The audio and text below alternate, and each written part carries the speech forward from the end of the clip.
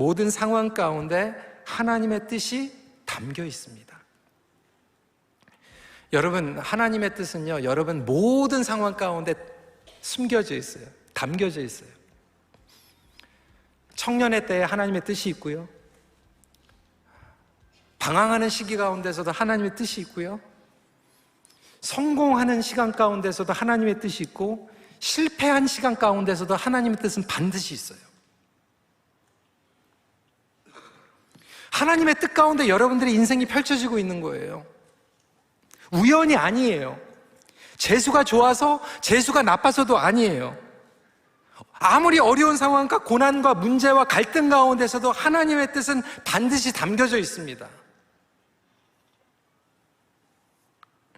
그러면 우리가 기도해야 되는 게 뭐예요? 하나님, 이 상황 가운데에서 하나님의 뜻을 살아갈 수 있도록 힘주세요.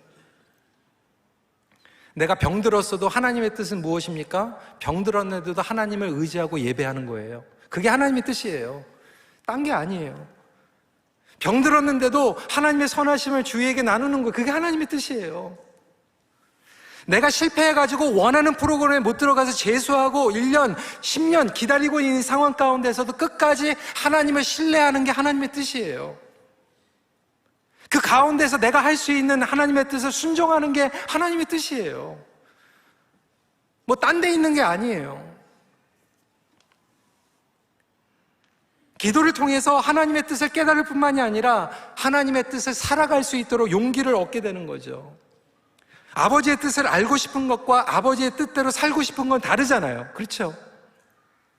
예수님께서 겟세마네 동산에서 그렇게 기도하셨잖아요. 아버지의 뜻과 나의 뜻 가운데에서 갈등하신 게 겟세마네 기도예요.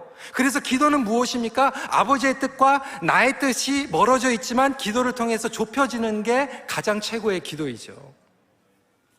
알고는 있지만 그렇게 살지 못하는 우리 연약함 하나님 앞에 고백하면서 하나님 도와주세요. 용서해야 되는데 용서하는 게 하나님 뜻인데 용서하지 못하니까 하나님 도와주세요. 하나님의 뜻은 저기 있는데 반대로 가고 싶은 나의 정욕, 나의 인간적인 모습 주님 아시죠? 도와주세요.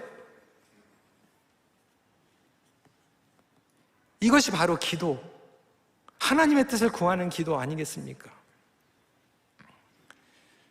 동떨어져 있는 우리의 마음과 동기, 우리의 뜻, 하나님의 뜻과 다시 연결시키는 것이 기도의 능력입니다. 그렇기 때문에 기도를 통해서 우리는 하나님의 뜻을 다시 한번 기억하고 완수할 수 있습니다. 여러분, 하나님께서 여러분들을 너무 사랑하세요. 그래서 저와 여러분들이 많은 경우에 1년을 하나님의 뜻을 구하지도 않고 우리가 뜻을 구하고 우리 뜻대로 다 된 것 같고, 그러면 good year, 뜻대로 안 됐으면 bad year, 이게 아니라 다시 한번 하늘을 돌아보면서 과연 나의 삶이 지금 하나님의 뜻 가운데에서 어디에 놓여져 있는가? 하나님의 뜻 가운데에서 사역을 하고 은퇴를 하고 하나님의 사역 가운데에서 결혼을 하고 그리고 또 자녀들을 양육하고 하나님의 뜻 가운데에서 나의 싱글후드를 멋있게 살아가고 하나님의 뜻 가운데에서 나의 커리어를 주셨으면 그 가운데에서 주님 앞에 나아갈 수 있는 저와 여러분들이 되시길 주님의 이름으로 축원합니다. 그래서 아무리 어려운 상황 가운데서도 기가 막힌 상황이 펼쳐져도 그 가운데에서 하나님의 뜻은 반드시 저와 여러분들에게 향하여 있습니다. 그것을 지나가면서 하나님의 뜻 가운데 조금이라도 살아갔으면 우리의 삶이 뿌듯해지는 거예요. 하나님 감사합니다. 혹시 저와 여러분들이 하나님의 뜻과 멀어져 있는 그 부분들을 오늘 생각나게 하셨다면 그것 주님 앞에 다시 올려드리고 기도로 결단하며 나아갈 수 있는 한 해가 되기를 간절히 기도합니다.